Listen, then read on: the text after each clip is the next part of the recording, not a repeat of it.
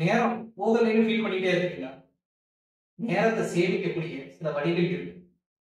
இந்த வீடியோல நேரத்தை சேமிக்கக்கூடிய சில வழிகள் சொல்றாங்க. வீடியோ ஸ்கிப் பண்ணாம கடைசி வரைக்கும் பாருங்க.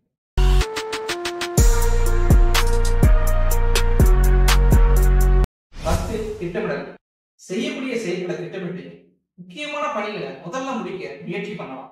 இரண்டாவது பிரியாரிட்டி. அவசரமான மற்றும் முக்கியமான பணிகளுக்கு முன்னுரிமை கொடுக்கணும். அவசியம் இல்லாத பணிகளை பின்னால பண்ணலாம். மூணாவது அவாய்ட் அன்னெசரி. நேரத்தை வீணாக்கக்கூடிய தேவையில்லாத விஷயங்கள், சமூக ஊடகங்கள் இவற்றை எல்லாம் கட்டுப்படுத்தலாம். நாலாவது நோ சொல்ல கத்துக்கலாம். அனாவசியமான ரெக்யூஸ்ட், ஈவெண்ட், பார்ட்டிஸ்ல நேரத்தை வீணாக்காம நோ சொல்லி நேரத்தை பாதுகாக்கலாம். அஞ்சாவது ஃபோக்கஸ் ஆன் ஒன் டாஸ்க். ஒரே நேரத்துல பல பணிகளை முயற்சி செய்யாம முழு கவனத்தோட ஒரு பணியை மட்டும் முடிச்சா வேகம் அதிகமாகும். ஒரு வேலை செஞ்சாலும் அது உருப்படியா செய்யணும். ஆறாவது டேக் ஸ்மால் பிரேக். நேரத்தை திறம்பட செயல்படுத்த சற்று ஓய்வெடுக்கணும். உழைப்பை அதிகரிக்கும்.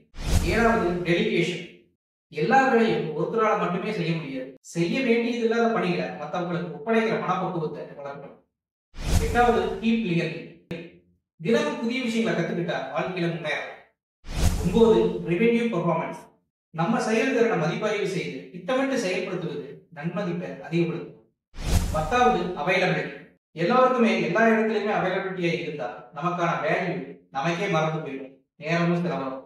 யாருக்கு எங்க எப்போ எவ்வளவு தேவையோ செய்ய வேண்டியதை மட்டும் செஞ்சு நம்ம அவைலபிலிட்டியை மெயின்டைன் பண்றது நம்மளோட சுயமதிப்பை உயர்ச்சி. நேரம் ஒவ்வொருத்தருக்கும் பொக்கிஷம். திரும்ப பெற முடியாத ஒன்று நேரம்.